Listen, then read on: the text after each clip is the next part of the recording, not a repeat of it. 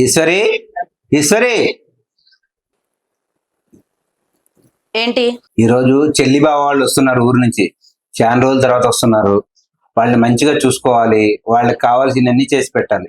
నీ చెల్లికి వంట ఒకటి చేస్తే సరిపోద్దా, లేదా తలెత్తడం కాళ్ళెత్తడం ఇలాంటి సేవలు ఏమైనా చెయ్యాలా? నీ బుద్ధి మారదాయిక. పెద్ద తలనొప్పి అయిపోయింది నీతో. వాళ్ళు వస్తే నా పరువు తీసేలాగున్నావు. నాకు ఆఫీస్ టైం అయింది. నీకు దండమే తల్లి. నేను ఆఫీస్కి వెళ్తున్నాను. వాళ్ళని జాగ్రత్తగా చూసుకో.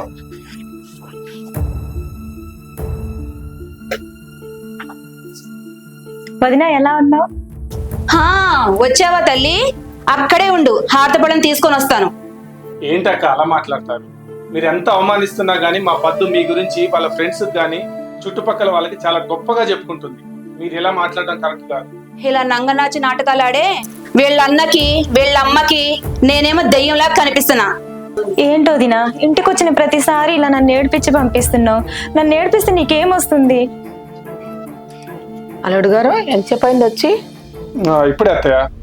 అదంతే మాట్లాడతా కానీ మీరు లోపలికి పదాన్ని వెళ్ళండి అయ్యా.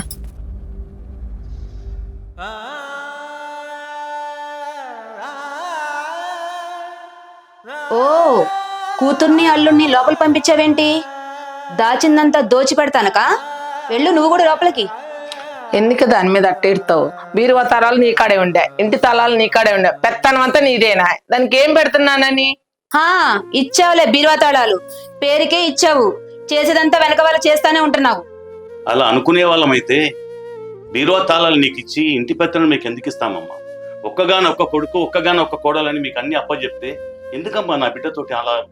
ఎందుకని ప్రవర్తన మార్చుకోవా? పెత్తనం ఇచ్చానని ఇంటిల్లో 10 తిప్ప పొడుస్తున్నారు. వచ్చిందిగా కూతురు, దాన్నే చూసుకోండి. నేనే ఎక్కడ పడి చేస్తాను.